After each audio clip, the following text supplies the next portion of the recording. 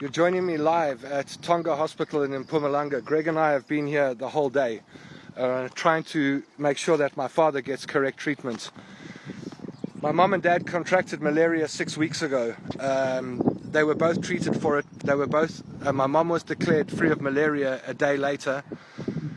My dad had complications. He had kidney failure and he had heart problems. And he landed up at this hospital over here, Tonga Hospital, where within a day realized they did not have the facilities or the level of treatment available for him and referred him to Temba Hospital.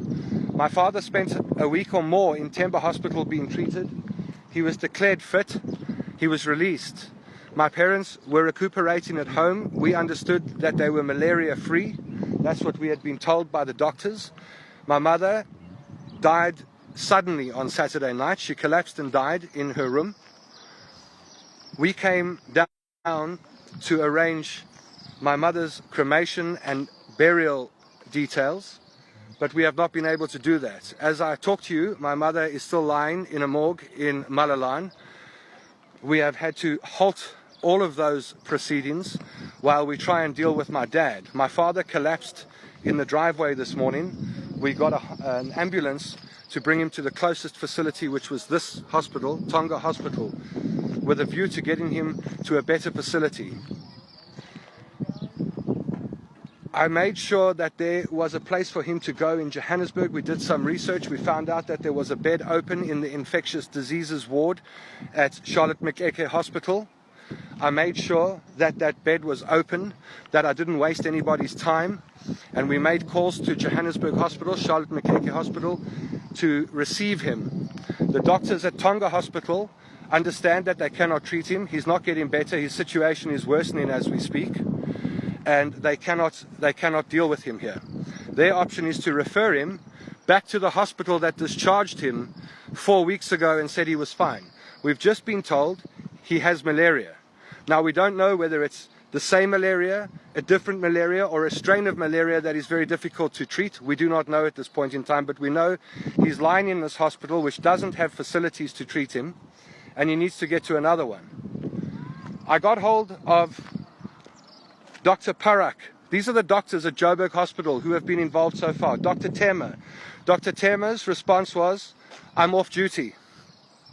Dr. Parak, who is on duty, Dr. Parak's response was, "I'm a junior and I can't do anything." And said she would speak to the acting CEO, who she told me was Dr. Ngobezi. She phoned me back to say Dr. Ngobezi said, it's not their problem. We must find another hospital for him to go to, try Pretoria. There's a bed open in Johannesburg. It's open. In the exact in there. Air Angels have offered to fly him so we can get a helicopter here. There's a helipad here. The doctors at Tonga are ready to refer him. They've got no problem referring him out of Mpumalanga to Gauteng to better care. No problem at all. The doctors in Johannesburg will not receive him. They will not receive him even though there's a bed open in your hospital. And I'm going to name the doctors.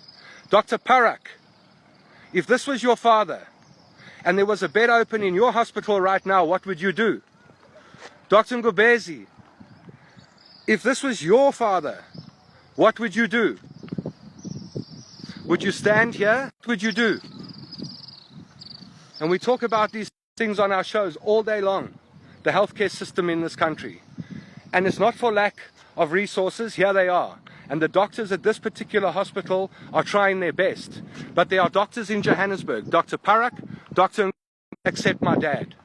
And I'm asking you, if you're watching this video, please share it. Share it far and wide.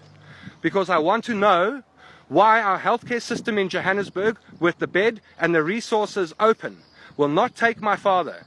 My mother has died and he's going to die. And they are quite happy to let this happen and say it's not my problem. Please share this video.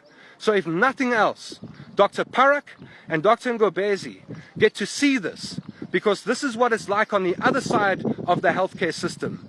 This is what it's like when you have a family member who you know can be treated properly, who you know can get the best possible care.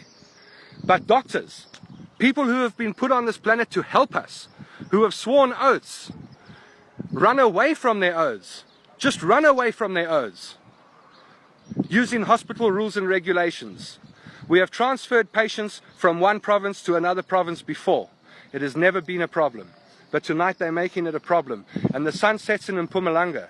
Greg and I have to go home to the bush now, and we have to return tomorrow morning wondering if we're going to come back to a hospital where my dad is alive.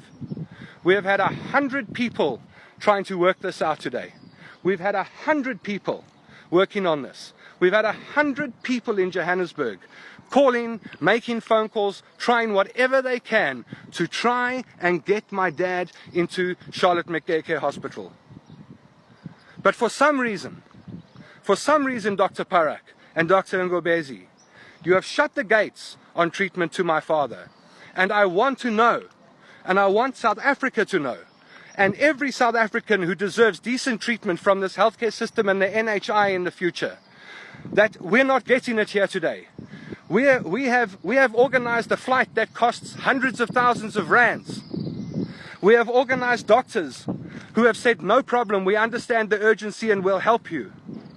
But in Johannesburg, 600 kilometers away from where we are, some egos, pretending to be doctors who are knocking off shift now and are going home to their families because some egos would rather see a bed open in Joburg Hospital than treat my dad. To say I am angry at Dr. Parak and Ngobeni is an understatement. My question is, if this is your mother or your